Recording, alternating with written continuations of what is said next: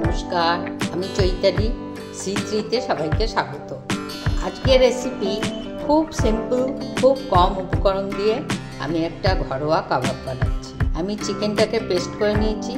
এর মধ্যে দিয়েছি পেঁয়াজ, রসুন, আদা দিয়ে সমস্ত একসাথে পেস্ট করে দিয়েছি গোলমরিচের গুঁড়ো, বিট নুন দিয়ে আবার ভালো করে মিশিয়েছি।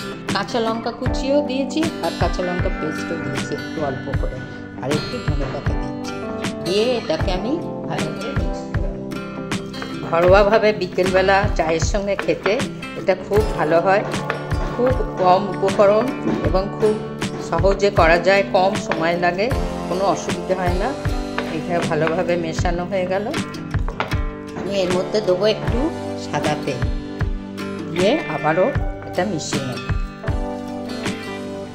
এর থেকে নিয়ে আমি হাতে একটু অল্প তেল মাখিয়ে নিয়েছি, নিয়ে এরকম গোল গোল করে চ্যাপটা করে আমি সবগুলো বানিয়ে নেব।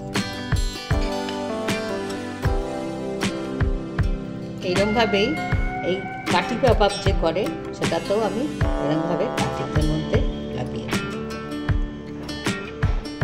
গ্যাসে আমি তাওয়া টাইপের, ফ্ল্যাট টাইপের একটা কড়া বসিয়ে দিয়েছি। তাতে সামান্য সাদা তেল দেবো আর একটু ঘি দেবো। খুব অল্প উপকরণ, কিন্তু খুব সুস্বাদু খেতে হবে এবং খুব অল্প সময়ও লাগবে। আঁচটা মিডিয়াম করে হালকা হাতে ভেজে নিলে রেডি হয়ে যাবে চিকেন কাবাব। এইভাবে আমি দিয়ে দিচ্ছি।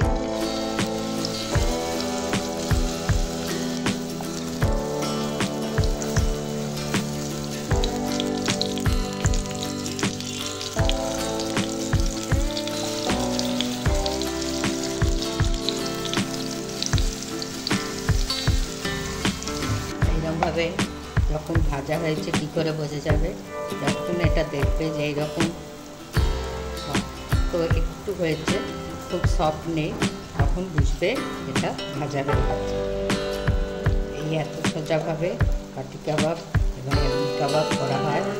তোমরা দেখিও, করো এই সহজ পদ্ধতিতে এবং আমাকে জানিও কেমন হলো। সবাই ভালো থেকো। আজ আসি, এবার দেখা হবে অন্য কোনো